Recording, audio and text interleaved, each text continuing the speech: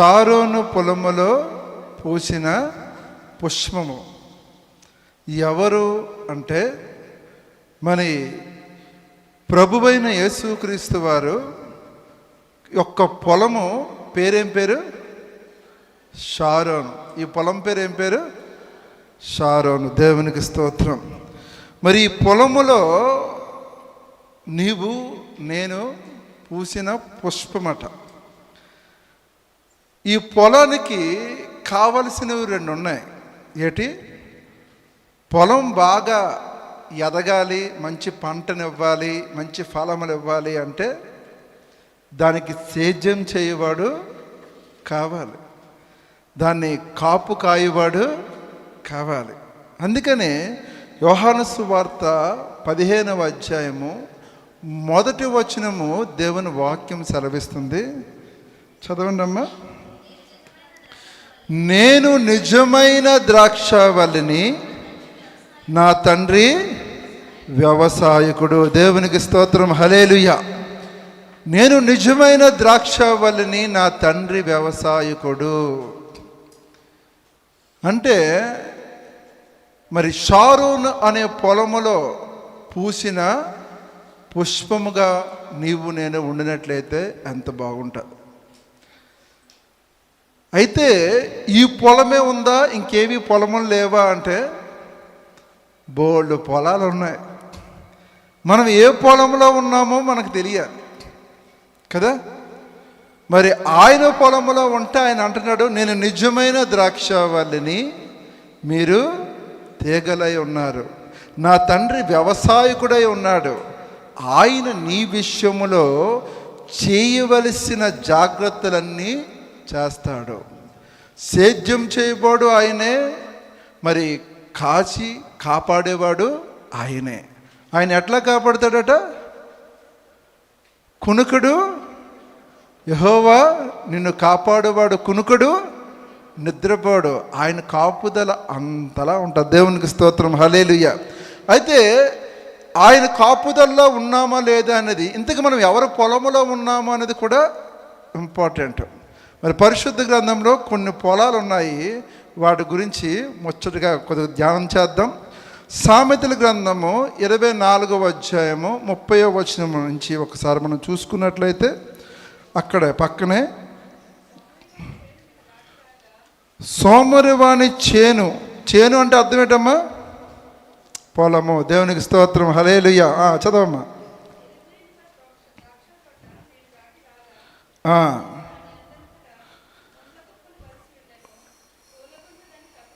దేవునికి స్తోత్రం. హల్లెలూయా. ఇక్కడ ఒకరి పొలం ఉందట. ఏ పొలం అది?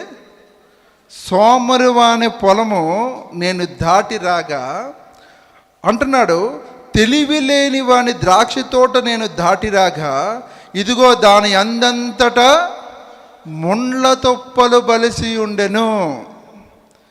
తెలివి లేనివాడు, సోమరివాడు ఇంచుమించు ఒకటే జాబితాలోకి తీసుకొచ్చాడు దేవుడు. ఇక్కడ కూడా ద్రాక్ష తోటే ఉంది. ఇక్కడ కూడా ఏముందమ్మా? ఈ పొలము దేనికి సాదృశ్యంగా ఉంది చెప్పాలి. ఇందాకల పాట పాడలే? షారోను పొలముల పూసిన పద్మమా, అగాధలోయలో దాగిన పద్మమా అంటూ ఏమంటున్నాడు? ప్రియ సంగమా, నా సంగమా. రెండు సంఘాలు. ప్రియమైన సంఘం. పొలము దేనితో పోల్చబడింది? సంఘము. ఈరోజు నువ్వు ఏ సంఘములో నాటబడి ఉన్నావో నీకు తెలియట్లే. ఎందుకు ఈ విషయం చెప్తున్నానంటే, చాలామంది క్రైస్తవ బిడ్డలు మన ఇంటి కూర కన్నా పక్కింటి కూరే ఎక్కువగా ఇష్టపడుతున్నారు. నీ సంఘంలో ఏం జరుగుతుందో నీకు తెలీదు, కానీ పక్క సంఘం గురించి నువ్వు ప్రచారం చేస్తావు. అవునా కాదా? చూడండి, మన స్టేటస్ నిండా పక్క సంఘం ఉంటాయి, కానీ మన సంఘం ఏది ఉండదు. నువ్వు స్టేటస్ ఎందుకు పెట్టుకుంటున్నావు? నేను పలానా ఊరు వెళ్ళానంటే నేను పలానా ఊర్లో ఉన్నాను, ఇదిగో నా ఫ్రెండ్స్ చూడండి, నా చుట్టాలు చూడండి, నా బంధువులు చూడండి. అవునా కాదా? నీ ఉద్దేశం అదే. పలానా మీటింగ్కి వెళ్ళానంటే ఈ మీటింగ్లో నేను ఉన్నాను, ఈ మీటింగ్లో పలానా వాళ్ళు వచ్చారు చూపించడానికి. దీని ద్వారా సువార్త ప్రకటించేస్తాననే భావనలో నువ్వు ఉన్నావు. ఎవరిది అంటే పక్క పొలంది. ఆలోచించాలి. ఈరోజు ఈ మాట నేను చెప్తున్నాను కాదు, మనకు VBS జరిగింది ఎంతమంది తెలుసు? చాలామందికి తెలుసు. కానీ ఆ పొలంలో కన్నా పక్క పొలంలో ఉండడానికి మనం ఎక్కువ ఇష్టపడుతున్నాం. ఈరోజు వాక్యం సెలవిస్తుంది, ఏ పొలంలో నువ్వు నాటబడ్డావు, ఆ పొలం యొక్క పరిస్థితి ఏంటి అనేది నువ్వు తెలుసుకోకపోతే ఎలా? అందుకని వాక్యం అంటుంది, సోమరవాణి చేను నేను దాటిరాగా, తెలివిలేని ద్రాక్ష తోట నేను దాటిరాగా, ఇదిగో దాని అందంతటా ముండ్ల తొప్పులు బలిసి ఉండును, దూలగుండ్లు దాన్ని కప్పి ఉండును, దాని రాతి గోడ పడిపోయింది. కొన్ని పొలాలు ఎలాగున్నాయంటే చాలా విషయాల్లో ఉన్నది ఉన్నట్టుగా చెప్పరు. కొన్ని సంఘాలు భయపెట్టేస్తాయి, ఒక మాట అనాలంటే భయపెట్టేస్తాయి. ఏం చెప్తే అదే. నేను చూశాను కనుక చెప్తున్నాను. మీకు చాలా ఫ్రీడమ్ ఉంది. ఎంత ఫ్రీడమ్ ఉందంటే అంత ఫ్రీడమ్ ఉంది. కానీ ఆ పొలం యొక్క విలువ మీకు తెలియట్లేదు. కనుక ఆలోచించాలి. కొంతమంది జీవితాల్లో చాలా మొండ్ల పొదలో అంటే అర్థం ఏంటంటే ఎదుగుదల ఉండదు, భక్తిలో ఎదగడం ఉండదు, ప్రార్థనలో ఎదగడం ఉండదు, సహవాసంలో ఎదగడం ఉండదు. కనుక అటువంటి విషయాల్లో జాగ్రత్త పడాలి. నువ్వు సోమరుడుగా ఉండొద్దు. సోమరితనం అనేది చాలా డేంజర్. నీ పతనానికి అదే. అది భక్తి అయినా అవ్వచ్చు, భౌతికమైన జీవితంలోనే అవ్వచ్చు, అది యవ్వన బిడ్డలు అయితే చదువులో అవ్వచ్చు, ఏదైనా అవ్వచ్చు. నీకున్న టైం విషయంలో నువ్వు జాగ్రత్త పడకపోతే, అక్కడ నువ్వు సోమరితనం చూపిస్తే మనం నష్టపోతాం అన్ని విషయాల్లో. కనుక మనం చాలా జాగ్రత్తగా ఉండాలని ఈరోజు దేవుని వాక్యం సెలవిస్తుంది. మత్తయి సువార్త 13వ అధ్యాయము 38వ వచనం చూడండి ఒకసారి. మత్తయి సువార్త 13వ అధ్యాయము 38.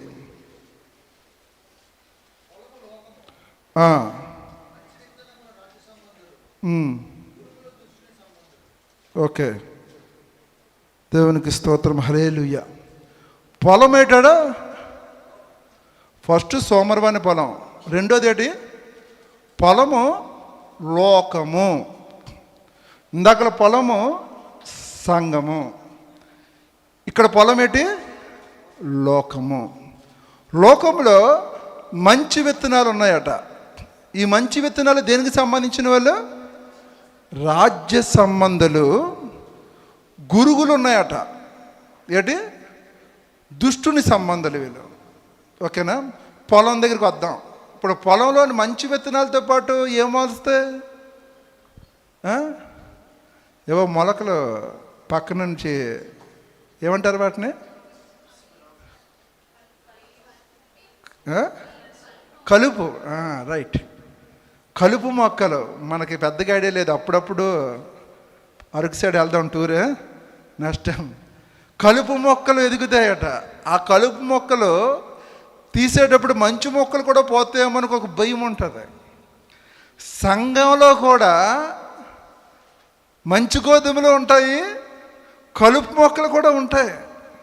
ఈ కలుపు మొక్కల్లో ఈ పొలములోని లోకం వచ్చేస్తుంది అన్నమాట. లోకంలో ఏముంటాయి అంటే దేవుని వాక్యం సెలవిస్తుంది, ఈ లోకమన్న పొలములోట మొట్టమొదటిదిగా శరీరాశ, తర్వాత మీకే తెలుసు నేత్రాశ, తర్వాత జీవపు డామము. దేవునికి స్తోత్రం, హల్లెలూయా. మీకు అర్థమైపోతుంది చెప్పేది. ఈ పొలంలో ఉన్న మనము లోకంలోనికి వెళ్తే ఈ మూడు విషయంలో జాగ్రత్త పడాలట. మొట్టమొదటిది ఏంటి? శరీరాశ. శరీరాశ అంటే ఏంటి? ఈ శరీరానికి ఏం కావాలి? శరీరం ఏం కోరుకుంటుంది? కాస్తంత ఆహారం, అవునా? దానికి మించి తీసుకుంటే ఏమవుతుంది? ఒక్కోసారి విందు భోజనాలకు వెళ్ళినప్పుడు చాలామంది ఇక్కడ దాకా తినేసి కక్కెతే బాగుండు నువ్వు చచ్చిపోయేటట్టున్నాను అంటే తిని చచ్చిపోతాడు అనమాట. శరీరం ఎంత కోరుకుంటుంది? నీకు ఎంత పడితే అంత తిని ఆగిపోరా అంటుంది. కానీ ఇందులో నేత్రాశ వచ్చేస్తుంది. కడుపు నిండినా కళ్ళు నిండబట ఇంకా ఐటెం అన్నీ చూసారని చెప్పేసి కదలాడి తర్వాత శరీరం కాస్త ఆహారం కోరుకుంటుంది, కాస్త నిద్ర కోరుకుంటుంది, అవునా? ఈ రెండు మనిషికి చాలా అవసరం.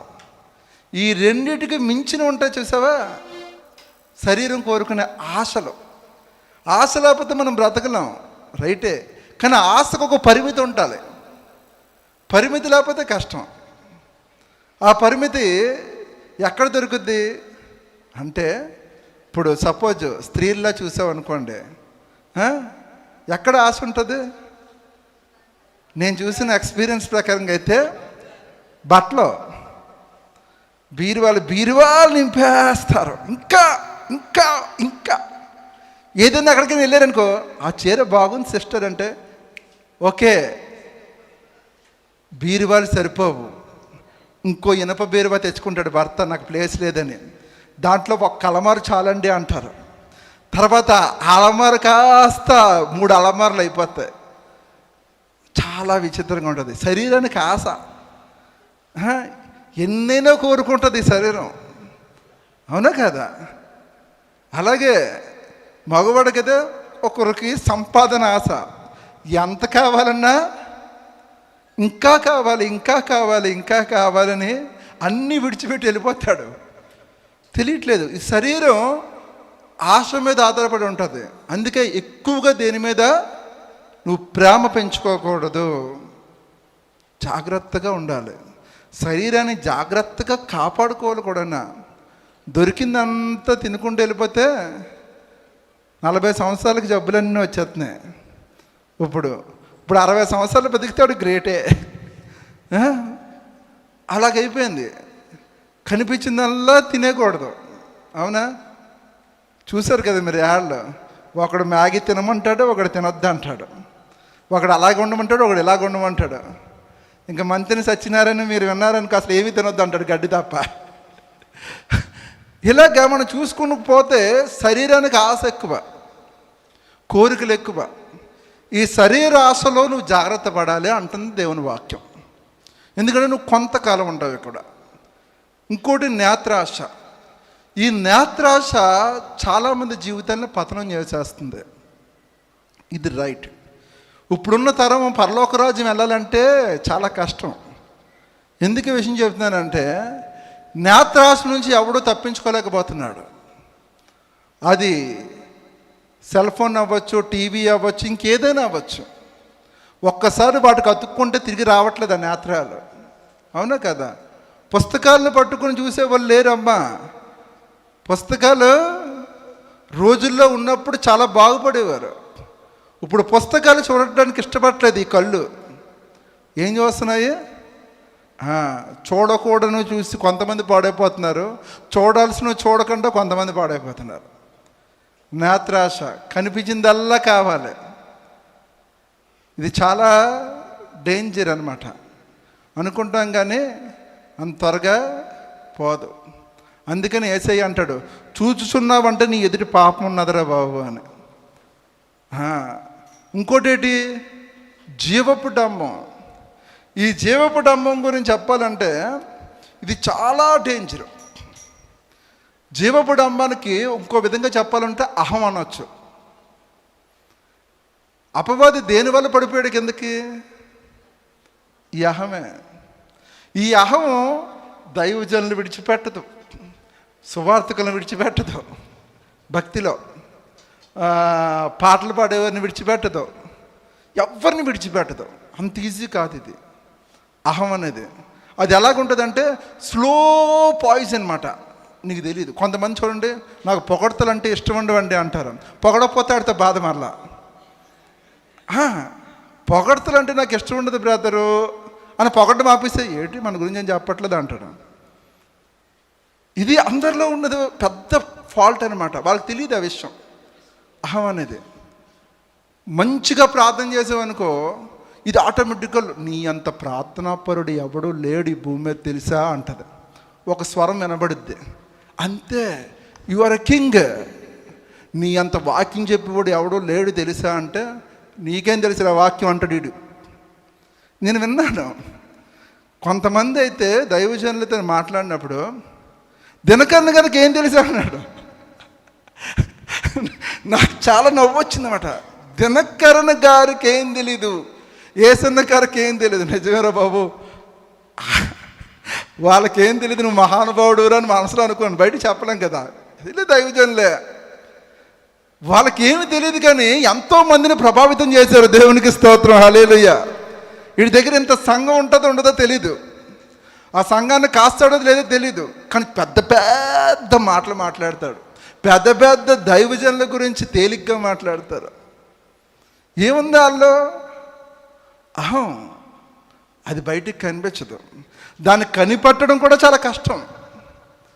ఈ అహంతోనే చాలామంది నేల మట్టుకు దిగజారిపోయిన పరిస్థితులు చూస్తున్నాం. కనుక ఈ లోకం అనే పొలము, ఈ లోకం అనే దాంట్లో మనం జీవిస్తున్నప్పుడు ఈ మూడు మనలో ఉంటాయి. ఇవి లేకుండా ఏ మనిషి ఉండలేడమ్మా.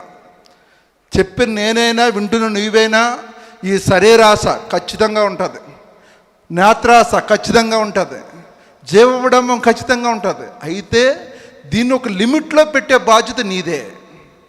మంచో చెడో దేవుడు నీకు ఏమిచ్చాడు? వివేచించే జ్ఞానం ఇచ్చాడు. అన్నాడు ఆయన వాక్యం సెలవిస్తుందా? జ్ఞానము కొదువై ఉన్న అడలా నన్ను అడుగు, నేను నీకు ధారాళంగా ఇస్తాను అన్నాడు.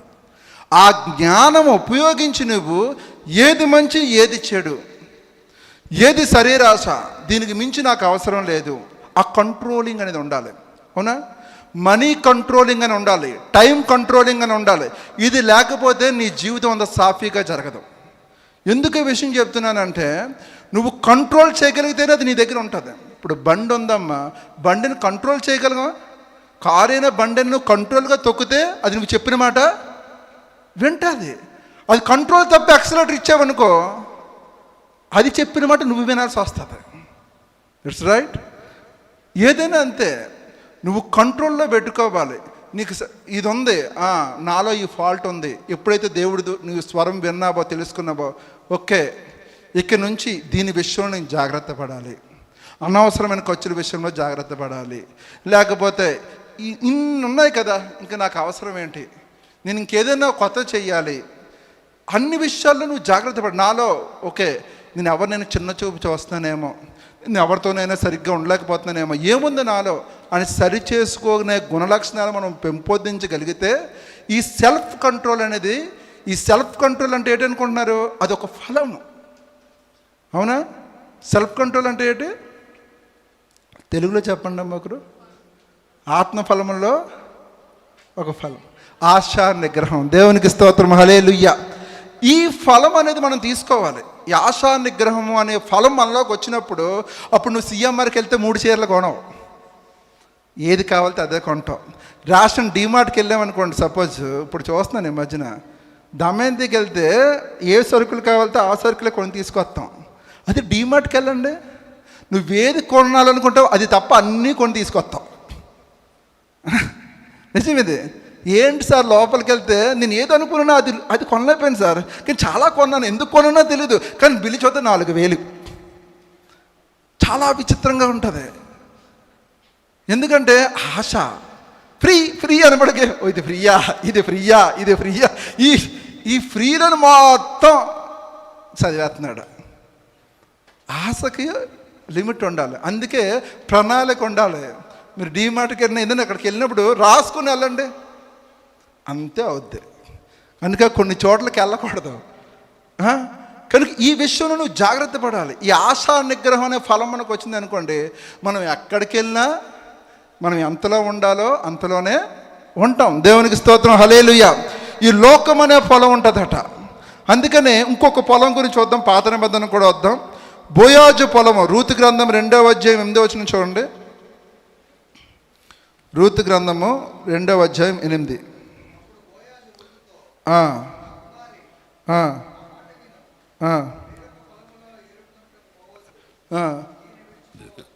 దేవునికి స్తోత్రం. హల్లెలూయా. బోయాజుకు ఒక పొలం ఉంది. బోయాజు ఇప్పుడు కాపరి అనుకుందాం, ఒక పొలము సంఘం అనుకుందాం. రూతు ఏం చెప్తున్నాడు? నా మాట విను, వేరొక పొలములో ఏరుకొనుటకు పోవద్దు, దీన్ని విడిచిపోవద్దు, ఇచ్చట నా పనికత్తుల యొద్ద నిలకడగా. సంఘంలో ఎలాగుండాలట? నిలకడగా ఉండాలి, స్థిరముగా ఉండాలి. అదేవిధంగా ఎక్కడ పడితే అక్కడికి పోవద్దు. ఈ పొలము విషయంలో నీకు కావలసిన ఆహారం నేను ఇస్తాను, అంతే కదా. నా పనికత్తెల దగ్గర ఆహారం ఉంది, నా పొలంలో ఆహారం ఉంది, ఇక్కడ సమృద్ధిగా ఉంది. ఇక్కడ ఆహారం దొరకకపోతే నేను వెళ్ళిపోమంటే వెళ్ళిపోవచ్చు. కానీ ఇక్కడ అలా లేదు. ఈ పొలము కావాలి, పక్కడ పొలము కావాలి. ఎలాగైపోతున్నారు? రూతుల్లో లేరు. ఈ పొలంలో ఎంత దొరికితే అంత నొల్లేద్దాం, పక్క పొలంలో కూడా నొల్లేద్దాం, ఆ పక్క పొలంలో. కొంతమంది అయితే పొలాలు మారుకుంటూ వెళ్తారు. ఏ పొలంలో ఉన్నావురా నాన్న అంటే, ఏ పొలంలో నువ్వు స్థిరపడ్డావు అంటే రేపొద్దున ఏం చెప్తారు? ఆ కుటుంబానికి కానీ ఆ వ్యక్తులకు కానీ లెక్క చెప్పవలసిన బాధ్యత ఎవరిది? చెప్పాలి, మీరు చెప్పాలి. ఇప్పుడు ఆ కాపరి ఏం చెప్తాడు? రెంటకొచ్చినట్టు వెళ్ళిపోతున్నారు సార్, నేను చెప్పాను, నేను కాసాను, నేను మాట్లాడాను, నేను అన్ని జాగ్రత్తలు తీసుకున్నాను ప్రభువా. వాళ్ళు వెళ్ళిపోతున్నారు, ఏం చేయాలి? వారి విషయంలో దేవుడు ఏం చేస్తాడు? ఇది మీ విజ్ఞప్తికి వదిలేశాను. దేవునికి స్తోత్రం. హల్లెలూయా. అందుకనే ప్రతి సంఘ కాపరి అంటాడు, అమ్మా ఇక్కడ నిలకడగా ఉండు, ఇక్కడ స్థిరముగా ఉండు, ఇక్కడ కావలసిన విషయంలో నువ్వు నాతో మాట్లాడు. నేను కావాల్సింది ఏంటి? ఆత్మీయ ఆహారం విషయంలో ఏమైనా ఉంటే నేను చెప్తాను. ఒకవేళ నేను చెప్పకపోతే నేను తెలుసుకొని చెప్తాను. కానీ ఈ పొలం విషయంలో నీ జాగ్రత్త అంటూ ఉండాలి అంటున్నాడు. దేవునికి స్తోత్రం. అదే ఈ పొలంలో ఎలాగుండాలట నువ్వు? చూడండి, ఆదికాండం 24వ అధ్యాయం 63వ వచనం చూడండి. ఇస్సాకు సెలవిస్తున్నాడు. సాయంకాలమున ఇస్సాకు పొలములో ధ్యానింప బయలువెళ్ళెను. దేవునికి స్తోత్రం. హల్లెలూయా. సాయంకాలం అయితే అంటే పనులన్నీ ముగించుకొని సాయంత్రం అయితే ఇస్సాకు ఎక్కడికి వెళ్ళాడట? పొలంలోనికి. పొలం అంటే సంఘానికి, దేవుని మందిరానికి వెళ్ళి ఏం చేశాడట? ధ్యానింప. ఏం మొదలు పెట్టాలి? ధ్యానించడం అంటే ఏంటమ్మా? నీ వాక్యము నా చెవ్వకు మధురము. అబ్బా, దేవునికి స్తోత్రం. వాక్యాన్ని ధ్యానము చేసి కొద్ది నిమిషాలు దేవునితో ఏకాంతంగా నేను గడుపుతాను అనే లెవెల్కి రావాలి. ఈ సంఘం ఎవరిది? మనది. దేవుడు మనకిచ్చిన ఒక పొలం. దీన్ని ఉపయోగించుకోవాల్సిన బాధ్యత ఎవరిది? నీది, నాదే. ఎన్ని పొలాలని తిరుగుతావు? ఆయన వాక్యం నీ చేతిలో ఉంది, ప్రార్థించగలవు. కానీ ఆయన దగ్గర ఉండడానికి నువ్వు ఇష్టపడాలి. ఇస్సాకు ఇష్టపడ్డాడు. ఇస్సాకు విషయంలో దేవుడు అంత కృప చూపడానికి గల కారణం ఏంటంటే ఇస్సాకు దేవుని మాటకి విధేయత చూపువాడు. దేవునికి స్తోత్రం. కనుక ఇస్సాకును దీవించిన దేవుడు మనల్ని కూడా దీవిస్తాడు. ఏ పొలంలో మనం నాటపడ్డామో ఆ విషయంలో మనం జాగ్రత్త పడాలి. అందుకే ఆదికాండం 27వ అధ్యాయం 27వ వచనం చూసుకుని మనం ముగించుకుందాం, సమయం అయిపోయింది. చూడండి, ఆఖరిగా చదువుదాము. ఇదిగో నా కుమారుని సువాసన యెహోవా దీవించిన చేని సువాసన వలె నున్నది. దేవునికి స్తోత్రం. హల్లెలూయా. విరగపూసిందట పంట. అలాగుండాలట నీ సువాసన. మంచి పెర్ఫ్యూమ్ కొడితే మనము జనాల్లోకి వెళ్తే ఎలాగుంటుంది? బా, ఏం స్మెల్ వస్తుంది ఎక్కడదరా అని. నీ సువాసన అలాగుండాలి.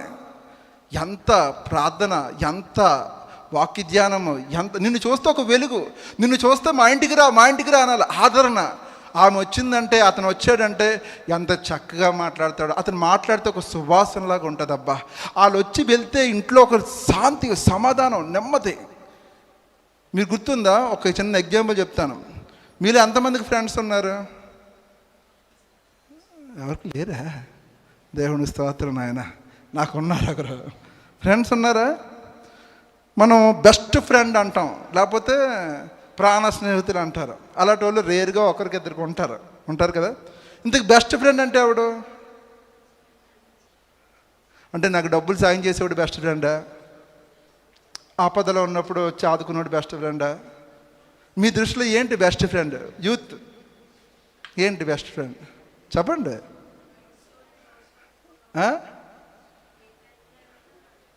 ఏ టైంలో అన్నా వచ్చి నువ్వు పిలిస్తే అది బెస్ట్ ఫ్రెండా? సక్సెస్లో ఉన్నా ఫెయిల్యూర్లో ఉన్నా మనకు తోడుగా ఉండేవాడు బెస్ట్ ఫ్రెండ్.